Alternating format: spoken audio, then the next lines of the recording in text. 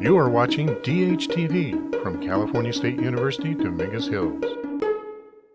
What's going to happen in the 1920s is like what's happening today, is that there's going to be an increasing debate over what to do with the Mexican experience, what to do with the Mexican. And so when we take a look at the national legislation of the 1920s and 1930s, it reflected a tug of war between corporations needing labor forces and then restrictionists, right-wing evangelical bigots and racists known as eugenicists who were calling for deportation. And so this is what led to the creation of the Border Patrol under the immigration quotas restriction legislation of 1924. Mexicans were not included in the act, but now they had to pay a head tax to enter. So throughout the 1920s, these scientific racists known as eugenicists kept lobbying Congress to extend restriction legislation to Mexicans. But they could not mount enough backing to push a bill curbing Mexican migration. The power of agribusiness and other industrialists employing Mexicans blocked them. Representative James Nance Garner, just to give you an example, from Texas, he comforted the racists by informing them that Mexicans returned home after the picking season. All they want, in his words, is a month's labor in the United States, and that is enough to support them in Mexico for 6 months. They are a docile people. They can be opposed on. The sheriff can go out and make them do anything. But by the eve of the Great Depression, the Mexican and the Chicano economic and political situation worsened. And in this case, we're going to have to deal with a thing called repatriation. New arguments are going to be advanced by the eugenicists. Widespread unemployment, the racial undesirability of the Mexican, his un-Americanism.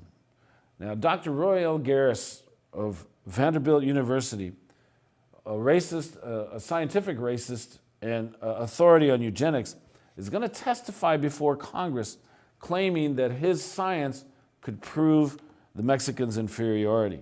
And so he had sent his graduate students to research and report on all major communities in the United States, from San Antonio to Los Angeles, from Denver to Chicago through Detroit.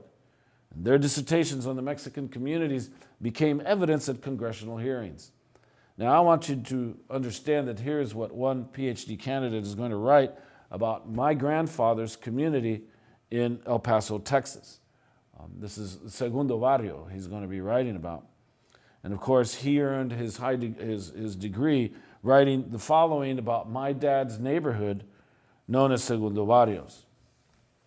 Their minds run to nothing higher than animal functions: eat, sleep, and sexual debauchery. In every huddle of Mexican shacks, one meets the same idleness.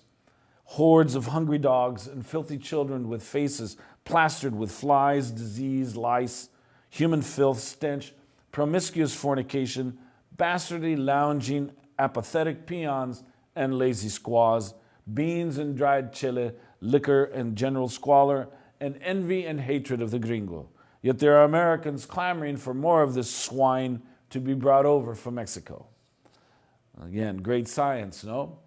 So the restrictionists are going to win their battle as the Send the Mexican Back to Mexico movement inspired President Herbert Hoover. It was foreigners who were responsible for the Depression. It was foreigners who were responsible for white unemployment. It was foreigners who were responsible for the problems that Americans faced. And of course, most foreigners are un-American. And in this particular case, the favorite scapegoat of the Depression was the presence of Mexican workers in the United States. So Mexicans are going to be the first to be blamed for America's ills. So when the Great Depression hit, the United States is going to create a program known as repatriation. Hoover's Secretary of Labor, William Doak, requested funds for the expansion of the Border Patrol and encouraged local authorities throughout the Southwest and Midwest to devise programs for the deportation of Mexicans. And so I wore my shirt to honor this generation. And if you can take a look, it just says, I just look illegal. It's not something that's today, it's something that's going to happen during the Great Depression. So let's go see what happened in a small mining community in Arizona at this time.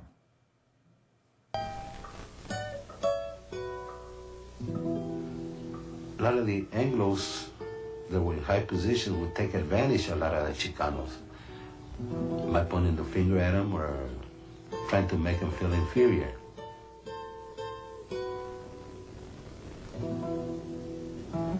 I remember I was about 10 years old, and I was coming from the post office with one of my uncles. We were coming by, and this guy by the name of Pete Riley, who was a druggist right across the river. And he was driving a 29 Dodge. He slammed on the brakes because we tried to cross there and said, "You goddamn dirty Mexican, next time you do something like this, I'm gonna kick your ass up and down the railroad tracks." And that engraved in me for years and years and years. For the next decade, the Mineros, isolated and powerless, could do little to improve their situation. But the worst was yet to come.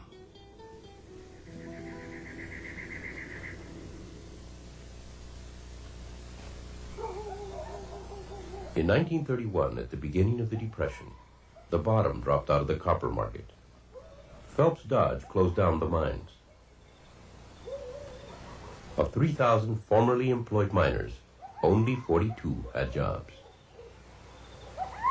8 million people across the United States were out of work. In the Southwest, Mexican Americans became scapegoats for the economic crises. America's problems were due to the fact of the economy being in such a depressed state. America's problems were blamed on the immigrants themselves. And in this case, again, it was the Mexican. The administration of President Herbert Hoover announced that strict enforcement of immigration laws would help solve the national unemployment problem. Mexicans, who had been encouraged to cross the border openly for decades, were the immediate target. The government moved swiftly to deport any Mexicans whose citizenship could be questioned. The program was called repatriation.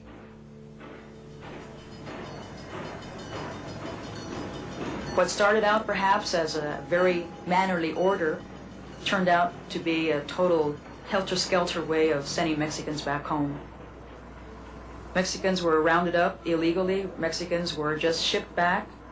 Many of these Mexicans were Americans. They were born in the United States. They were naturalized legally. Los Mineros, who by now had deep roots in the U.S., were no longer wanted. Little distinction was made between those born in Mexico and those born in the United States. Some escaped being deported through pure luck.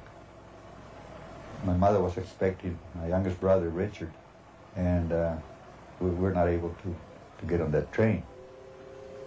My youngest brother was born the next day, so that kept us from going back to Mexico. Phelps Dodge assisted with the repatriation effort. They provided the trains to carry the Mineros away. Most of them wouldn't argue because they knew they would suffer at the end. One way or other, they'd get a hold of them, you know, where they would make them wish they had gone.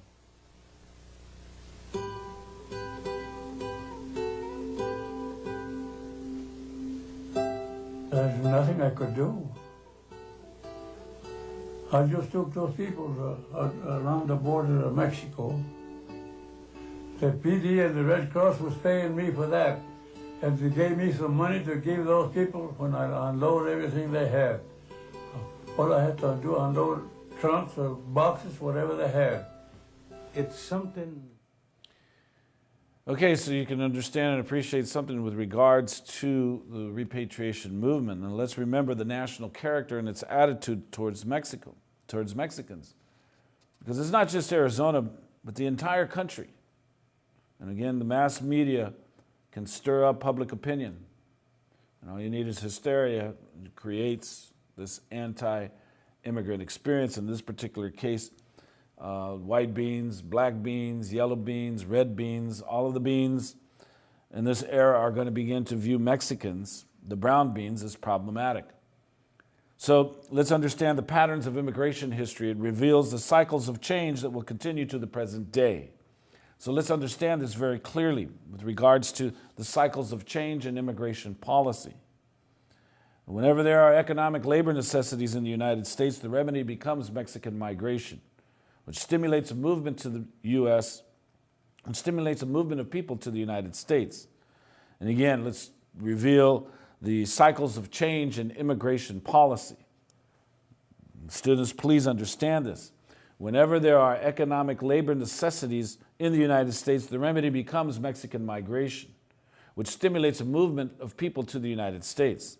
When those labor needs are satisfied, there oftentimes occurs an economic downturn, which results in immigration restriction and deportation. So this process occurs again when the United States is in need of labor. It is important to understand this cycle because it occurs numerous times in the 20th century. Today's controversy is but a reflection of this historical cycle. It is not anything new, but it is a part of the experience for every generation. And if you're a Mexican, it has to be faced. Again, my grandparents faced it, my parents faced it, I face it, my children will face it. Again, the cycles of change in immigration policy. The important thing about economic labor necessities in the United States, the remedy becomes Mexican migration. When the labor needs are satisfied, there occurs an economic downturn, which results in immigration restriction and deportation. This is a cycle. It occurs again when the United States is in need of labor. So this cycle, we begin this cycle. The 1930s introduces us to this cycle. And of course, Los Angeles served as the model repatriating city. Let's go to Los Angeles and understand what happened to the people. Closing time, the close of an era. In the 1920s, the great American word was prosperity. Now the 30s have begun and there is a new word, depression. As the Depression deepened, competition for scarce jobs grew fierce. In laundries, factories, construction companies, Mexican workers were replaced by U.S. citizens. Devastating is a good adjective to use for Mexicans in Los Angeles in the Depression. Very quickly, by 1931, half the population is unemployed, much larger than the general Los Angeles population. That means a lot of the people that had had fairly secure employment before this period now are out of work. My father lost a job. He didn't want to receive relief. He didn't want to receive it. He wanted to work. But like I said, there was no work for Mexicans. At least my mother was working as a maid in a wealthy family. President Hoover, by 1931, is desperate to stay in office. He is roundly blamed for the Depression. And he begins to look for scapegoats, and it's his Secretary of Labor who begins to say, well, if we simply got rid of Mexicans, we would have jobs for everyone else. Los Angeles begins to target the Mexican community. The first ever immigration raid is done at the plaza. Immigration authorities are brought in from other places to kind of surround the plaza. They end up capturing as many Japanese or Chinese Americans at the plaza than they do Mexicans. And they deport 15 people that day. But what they wanted to do is scare people, and they accomplished that. In the weeks following that immigration raid, people were scared to go to work. They were scared to go outside. This created a great panic, not only among the Mexican community, but also among their employers. In Los Angeles, the Mexican consul suggested that instead of persecuting Mexicans, the city buy train tickets for anyone willing to return to Mexico, now peaceful a decade after the end of the revolution. Initially in 1931, when they start this, they have no problem filling the trains. There are plenty of people who are unemployed, who want to go back. By 32, they have trouble filling the trains, and that's when more coercive measures start to be used. county welfare officials begin to target certain neighborhoods that they know have a large number of unemployed Mexicans. They will go house to house. They will say the cheese that you're getting, the bread we have been giving you is no longer going to be made available to you. Instead, we will give you this one ticket, and this is for a ride back to Mexico on a train. This is your only choice. You will get no more assistance. For the Castañedas, the knock on the door came early in 1935, not long after tragedy struck the family. My mother got sick with TB, and she died. She died in 1934, the 10th of May. I was making my first communion that day when my mother died. I remember when they buried her. I remember that they had to drag me out of there because I was so emotional what was happening to her, what was happening to us.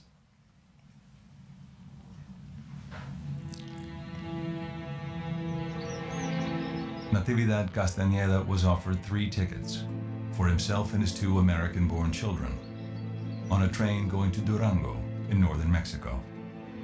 We had a trunk, a big trunk, and the first thing that he put in there was his working tools. That's what went in there, and a couple of blankets that we had, a few cooking utensils and dishes, and what little clothing we had. Because we lost everything. We arrived at the train station that was very crowded. People crying, children and adults. I was approached by a man. He says that I could stay here, but I would become a ward of the state. You know, like you hear about these orphanages. I didn't want to be in an orphanage. I wanted to be with my father and my brother. I had a family. Between 300,000 and 500,000 Mexicans and Mexican Americans are forced out of the United States in the 1930s. There are plenty of Americans who said, we don't want the European immigrants anymore. There are plenty of Americans who said, we don't want any Italians, we don't want any Poles, we don't want any Jews. But there was never an action to round them up en masse and to send them back to their home countries. And this is what happened to Mexicans. We went to live with this tia, my father's aunt. We really weren't welcome because, you know, there wasn't much room even for them. So we had to live outdoors, sleep outdoors. Pouring rain. Okay, so we can appreciate something with regards to the experience here. Now, the stock market crash of 1929, which marked the beginning of the Great Depression, came directly from wild speculation which collapsed and brought the whole economy down. The bubble of prosperity that was built on the mini-industrial revolution where new industries appeared around consumer goods had burst. And on October 1st, 1929, a massive fall in the stock market occurred, which caused a run on the banks. So the boom of the mid-1920s based on housing and automobiles slowed, and despite the lack of demand, overproduction continued. So capitalism was in a crisis, and after the crash, the economy was stunned, barely moving. Historians see that it was the maldistribution of income that was a significant factor that contributed to the Great Depression. Many American businesses misrepresented their assets to obtain loans, and as a result, they were overburdened with debt. The prevailing thought in 1929 concerning economic depressions was that economic downturns are natural and simply must be allowed to run their course. Whereas before, downturns were related to overproduction, now underconsumption was caused by falling wages and rising unemployment. But by 1929, many Americans could no longer buy the products they needed and wanted. So it's very important to understand and appreciate that those responsible for the economy didn't know what had happened. They were baffled by it, and they had refused to recognize it. And again, no protections were built into the economy. Economic historian John Kenneth Galbraith argued that speculation led to the crisis due to the lack of business regulation, due to the unhealthy corporate and banking structures, to unsound foreign trade, and much and deliberate economic misinformation. There was a bad distribution of income where the highest 5% of the population received about 1/3 of all personal income. I think this sounds familiar. Again, the cycles of change in history. But Herbert Hoover, not long before the crash, boasted that America was near to the final triumph over poverty. But all over America, haphazardly created neighborhoods of shacks were built on garbage dumps. They're going to be called Hoovervilles. Herbert Hoover and the Republican program did not reach out to the majority of the suffering poor. In fact, the Reconstruction Finance Corporation under the Hoover administration was designed to bail out his political patrons at the outset. And then, of course, Mexicans are going to be blamed for the Depression. So Herbert Hoover did nothing to alleviate the plight of the workers. Republicans were not interested in helping workers. They were interested in helping businesses. And there were millions of tons of food around, but it was not profitable to transport it, not profitable to sell it, so it rotted in the fields. There was warehouses full of clothing, but the people who could not afford it to keep warm, so the clothing was not distributed. People froze to death. And there was houses.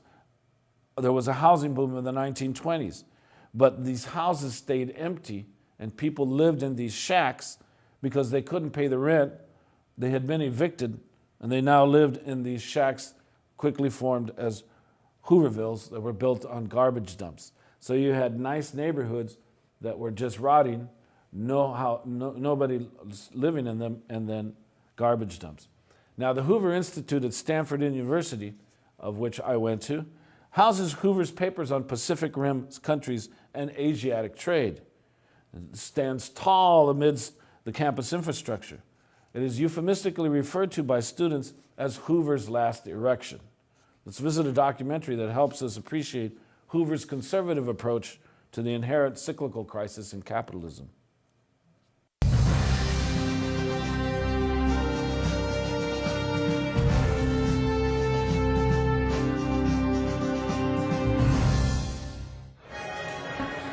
Millions of American workers lost their jobs.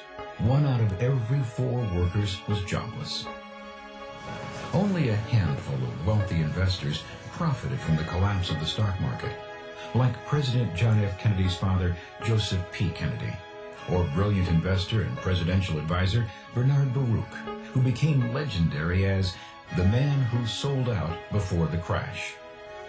Performer and humorist Will Rogers probably put it best. 10 men in our country could buy the whole world, and 10 million can't buy enough to eat. So the millions of less fortunate Americans faced a grim and uncertain future.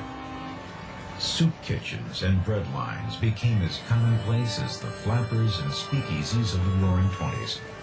And Herbert Hoover's campaign promise of a chicken in every pot couldn't have been farther from the truth. America's towns and cities struggled in vain to help the thousands in need. The jobless became the homeless. Shanty towns, makeshift communities of shacks constructed from wooden crates, tar paper, and cardboard sprang up. Disillusioned citizens called them Hoovervilles after the president, and the newspapers they slept under, Hoover blankets. Others left the city to ride the rails, looking for work. Too poor to purchase train tickets, they hitched rides on freight cars, hoping they wouldn't be caught, hoping they'd find a job. Approximately 2 million men became hobos, wandering the countryside looking for work. Between 1929 and 1932, roughly 400,000 farms were foreclosed when farmers couldn't pay their mortgages and banks repossessed the property. Thousands of farm families became migrant workers, following crop harvests to eke out a living.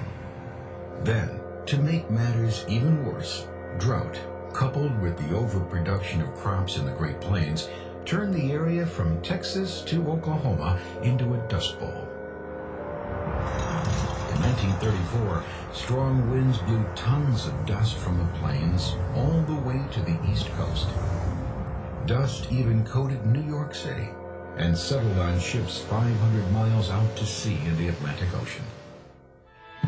Unemployment and poverty hurt everyone, especially children. Many left school to work and help their families survive, and many more went hungry and malnourished. Diet-related illnesses like rickets and scoliosis became all too common. Once again, President Hoover tried to reassure the nation by saying, recovery is just around the corner. But it was not to be, and more Americans grew disenchanted with his policies and administration. Secretary of the Treasury Andrew Mellon echoed the beliefs of most of Hoover's advisors, that the economy would recover on its own. Hoover thought the government must take some action, but feared making government too strong, and so he chose a conservative approach, calling together business, banking, and labor leaders and urging them to work together and avoid laying off workers or calling strikes. Then he authorized the expenditure of federal funds for large public works projects, like Boulder Dam, later renamed Hoover Dam, to create jobs and wages for thousands of workers. Hoover felt giving direct help to needy Americans would undermine their self-respect and looked to private charities to help the hungry. Instead, he approved more than $2 billion in emergency financing to businesses, hoping their renewed success would trickle down to the people who needed assistance. It didn't. Rather, unemployment rose even higher, and Americans were caught in a web of despair. Okay, so that's why Americans think that they're Egyptian. They live on Denial River, and in this particular case, they do not want to, they want to find somebody to blame for their problems, and so Mexicans are going to be the first to be blamed. This ends session 8. I will see you for next week. Thank you very much.